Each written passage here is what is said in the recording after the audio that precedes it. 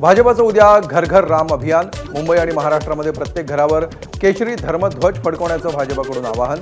पंतप्रधान नरेंद्र मोदी आणि सरसंघचालक मोहन भागवतांच्या प्रमुख उपस्थितीमध्ये अयोध्येमध्ये कार्यक्रम पार पडणार.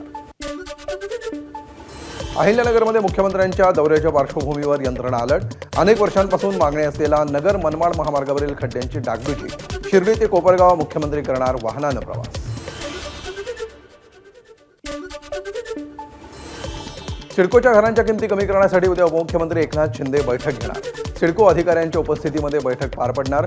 सिडकोच्या घरांच्या किमती कमी करण्यासाठी लॉटरीधारकांनी अनेक वेळा केली होती आंदोलन. ठाणे जिल्हा रुग्णालयातील वॉर्डमध्ये आढळला भला मोठा साप. वॉर्डमधील महिला, रुग्ण, नातेवाईक आणि डॉक्टरांची झाली पळापळ. सर्व मित्रांच्या सहाय्यानं सापाला पकडण्यात यश. प्रसूत महिलेला रस्त्यामध्ये सोडून रुग्णवाहिका निघून गेली. पालघरच्या मोखाडामधील आमला गावातला प्रकार. बाळाला घेऊन 2 किलोमीटर पायपीट. घटनेमुळे महिलांच्या कुटुंबियांकडून संताप व्यक्त. लातूरमधील हडको वसाहत भागातील नागरिकांचं महापालिकेच्या प्रवेशद्वारासमोर ठिय्या आंदोलन. नागरी सुविधांकडे महापालिका प्रशासनाचं दुर्लक्ष असल्यामुळे नागरिक आक्रमक.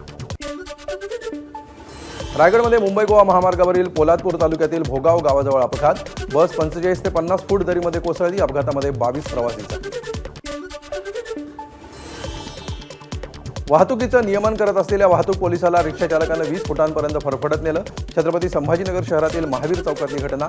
रिक्षा चालकानं पळून जाण्याच्या नादामध्ये एका दुचाकी स्वाराला दिली धडक. घटना सीसीटीव्हीत. पालघरच्या बोईसरजवळ असलेल्या परनाळीमध्ये 2 गटामध्ये तुंबळ हाणामारी. साने गुरुजी कोऑपरेटिव्ह सोसायटीच्या निवडणुकीवेळी वाद. पोलिसांसमोरच 2 गट भिडले. 3 ते 4 जण गंभीर जखमी. वर्ध्याच्या बोर व्याघ्र प्रकल्पामध्ये पर्यटकांना वाघाचं दर्शन. वाघाचा मुक्त संचार काही पर्यटकांकडून कॅमेऱ्यामध्ये चित्रित. यामुळे बोर व्याघ्र प्रकल्पाकडे पर्यटकांचा ओढा. आता मुंबईतही बिबट्याची दहशत. गोरेगाव पूर्व भागामध्ये बिबट्याचा संचार. बिबट्याचे मुंबईमध्ये संभाव्य हल्ले रोखण्यासाठी आमदार सुनील प्रभू यांचे वनमंत्री गणेश नाईक यांना पत्र.